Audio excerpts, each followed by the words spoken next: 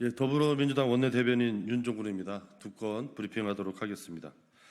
22대 국회 정시 출발로 유능한 민생국회로 만들어야 합니다. 국민의힘은 법사위원장 자리 등을 요구하며 원구성을 거부하고 있습니다.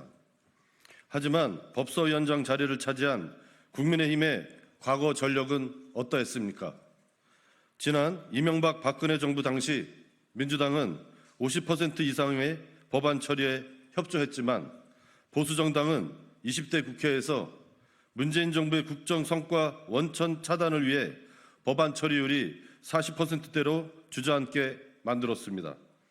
또한 역대 법사위 평균 개의 일수는 170일이지만 21대 국회에서 법사위원장 자리를 차지한 국민의힘은 단 46일만 법사위를 열며 사실상 보이콧으로 일관했습니다. 법사위원장 자리를 차지하고 노골적으로 국회 운영을 파행시켜온 국민의힘이 또다시 법사위와 운영위를 차지해서는 안 됩니다. 해병대원 김건희 특검법을 비롯한 각종 민생 현안은 사라지고 오직 윤석열, 김건희 부부를 지키기 위해 국회를 파행으로 몰고 가는 것을 국민께서는 결코 용납하지 않을 것입니다. 22대 국회는 민심에 따라 정시 출발해야 합니다. 더불어민주당은 지체 없는 원구성으로 김건희 해병대원 특검법을 관철하고 일하는 국회, 민생국회를 만들겠습니다. 국민의힘이 민생 전무 무책임 여당으로 일관하더라도 더불어민주당은 민생이 전부인 유능한 민생 정당이 되기 위해 최선을 다하겠습니다.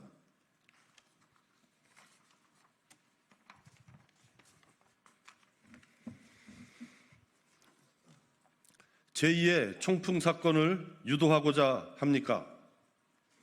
윤석열 정부가 제2의 총풍 사건을 유도하고 있다는 국민적 의혹이 일고 있습니다. 지지율 저하와 해병대원 김건희 특검법 등으로 수세에 몰린 윤석열 정부가 국민의 안전과 한반도 평화를 담보로 남북 긴장 조성을 유발하는 등 위험하고 무책임한 도박을 하고 있다는 것입니다. 북한의 오물풍선 살포는 용납할 수 없는 도발입니다. 북한은 당장 오물풍선 살포를 멈춰야 합니다. 윤석열 정부도 속히 오물풍선 살포를 막기 위한 대책을 세우기 바랍니다.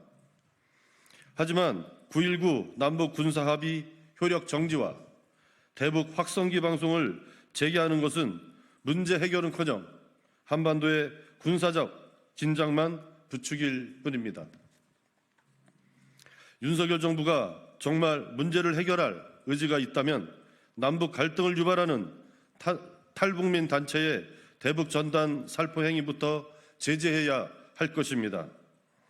대통령을 풍자했던 윤석열차와 각종 포스터에는 엄정하게 대응하던 윤석열 정부가 정작 한반도의 전쟁 위협을 초래할 가능성이 상당한 대북전단 살포 행위에는 표현의 자유를 운운하는 것은 말도 안 되는 처사입니다. 윤석열 정부는 현행법에 따라 대북전단 살포를 제지하고 한반도 긴장을 조성하는 일체의 무책임한 대결 정책을 철회하시기 바랍니다. 만일 그렇지 않고 실효성 없는 대책으로 남북 갈등을 조장한다면 제2의 총풍 사건을 일으켜 위기를 모면하려 한다는 국민적 의혹이 사실임을 증명하는 것이 될 것입니다. 예, 마치겠습니다.